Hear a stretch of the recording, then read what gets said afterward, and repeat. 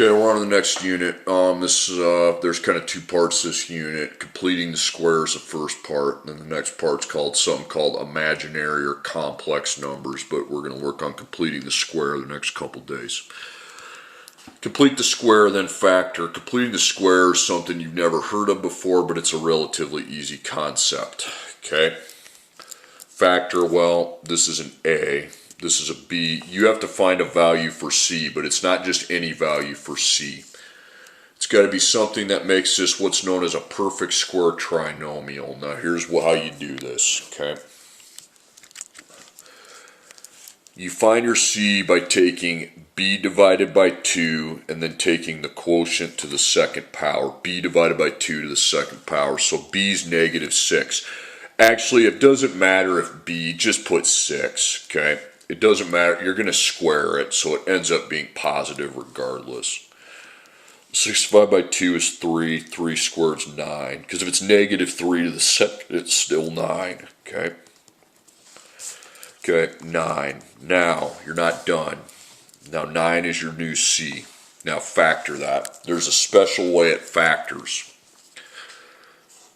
1 times 9 is 9. There's no GCFs on these, so you don't have to worry about that. GCF's just 1. Okay, here, I'll even write it. GCF's 1, which is why I'm not doing it.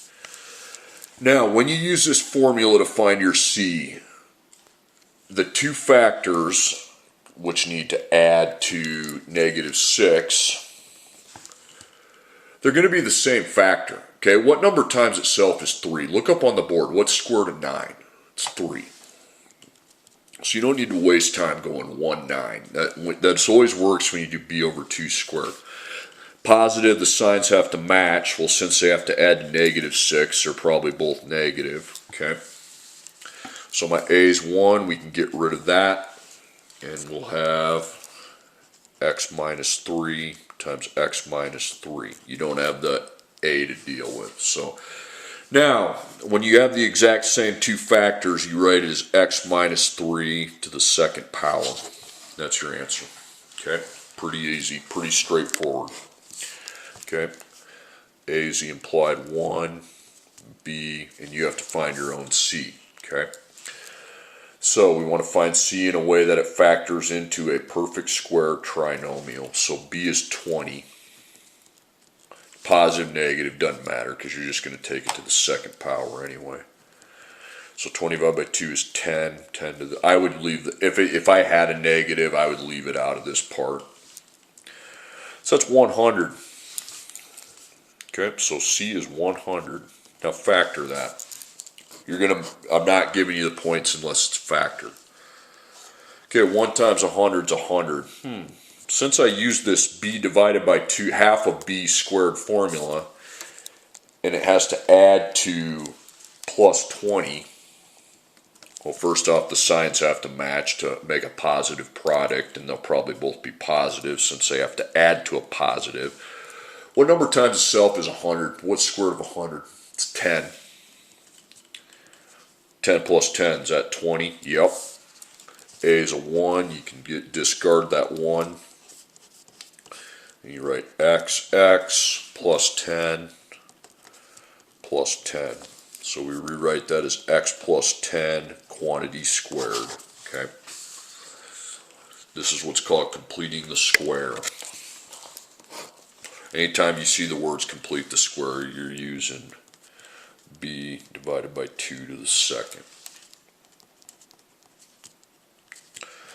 Okay, B is 12. 12 divided by 2 is 6. 6 to the second is 36. So my C is 36. Okay.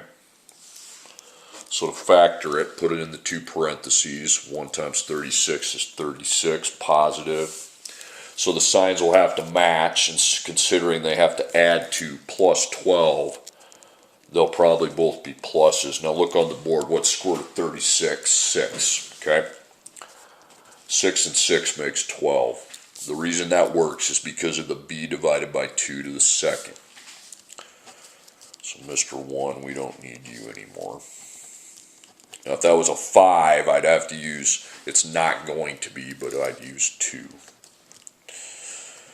Okay, so it's x plus 6 quantity squared.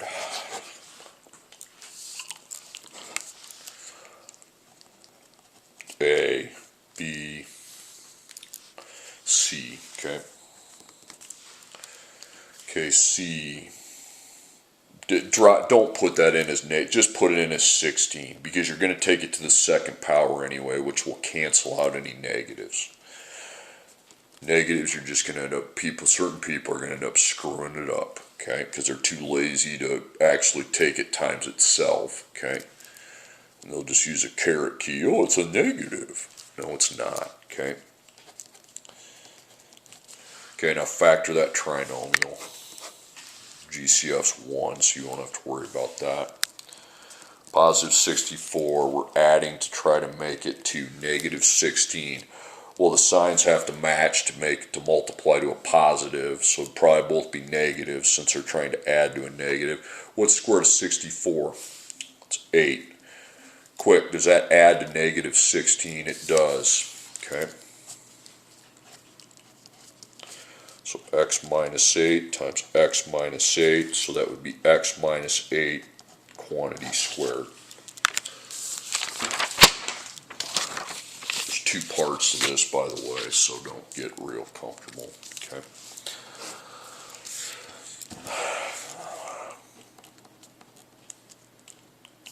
Remember, you got to find your own c. b over 2 to the second. Well, b is 12. So I take 12 divided by 2, which is 6 to the second. That means 6 times itself, which is 36. Okay, now factor that expression. Put it into the two parentheses. What times what is 1x squared plus 12x plus 36. 1 times 36 is 36, positive. So the signs have to be a match. And since they have to add to positive 12, probably going to both be positive. So it'd be 6, 6, okay? If A is a 1, get rid of it. You can just write x plus 6 times x plus 6, okay?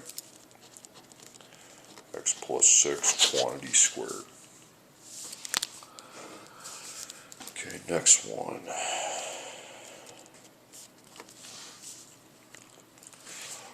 B over 2 to the second, so B is 2. 2 divided by 2 is 1. 1 to the second's not 2, it's 1 times itself, which is 1, so your C is 1. 1 times 1 is 1. You don't have to do the square root of B squared minus 4AC. All these factor, okay? That's why I'm not worrying about that. So the signs have to match, and given that the fact they have to add to positive 2, probably both going to be positive, okay? What's the square root of 1? 1 plus 1 is that 2, yep. A is a 1. So you get xx plus 1, which of course is x plus 1 quantity squared, okay? Alright, here's the next part. This is pretty easy. There's a formula you got to follow, though. Now you have your C, and you have to find your B. For some reason in the book they put a K there. I would like a B better, but yeah. Find the value of K that would make the expression a perfect square trinomial. You don't have to factor. Just put K equals. If you want to put B equals, that's fine. Simple little formula here. You take the square root of A times C, and then whatever that is multiplied by 2. Okay. So A is 1, C is 25. 1 times 25 is 25. Okay. So you got the square root of 25 times 2. Now what's the square root of 25? Well, that's 5. And then 5 times 2 is 10. Really all you have to do is find the square root. Well, let me keep going. Because if you took 1 times 25, that'd be 25 on the T-chart. 5 and 5 adds to 10. Okay? Just because it's a minus, that doesn't mean anything. Okay? So A, B, C. You are finding the B now. You take the square root of a times c and then multiply whatever the square root is by 2. So a is 1, c is 100. 1 times 100 is 100. What's the square root of 100? It's on the board, it's 10. So 10 times 2 is 20. K is 20. So if I put a 20 there, 1 times 100 is 100. 10, 10, that would add to the 20. You don't have to factor on these though. Okay, take the square root of a times c multiplied by 2. So it's going to be 1 times 121 times 2. So it's going to be 121. Square root of 121 is 11. Okay, 11 times 2, 22.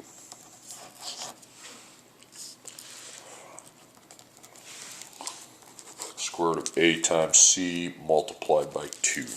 Okay, it's kind of like the opposite of what we were just doing, but that's kind of confusing to explain. It's easier if I just give you the formula, because instead of the second power, you're square rooting, and instead of dividing by 2, you're timesing by 2. So in a way, it's opposite of what you're doing on the first part.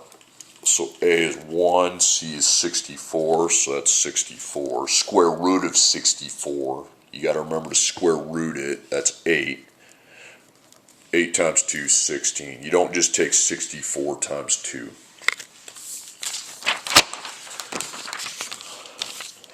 Okay, next up. So k equals, you're really finding the b. I don't know why they call it k. It's kind of stupid. Square root of a times c times 2. So a, 25, c is 1. Square root of 25 times 2. Square root of 25 is 5. 5 times 2 is 10. Okay. So yeah, that's why you take the a times the c. By the way, don't write this down, but if I made you factor this, okay, you definitely need two sets of parentheses because of the 25. And 25 times 1 is 25 positive. They'd have to match, they'd be negative, they'd have to add, and it would be the 5 and the 5. Okay? So they'd both be minus 5. Divide it down, they'd each divide by 5. So it'd be 5x minus 1. 5x minus 1, which would give us 5x minus 1 quantity squared. But you don't need to do that, just get the k. That is how you'd factor if the a is not 1, as you always do. Okay. Square root of a times c times 2.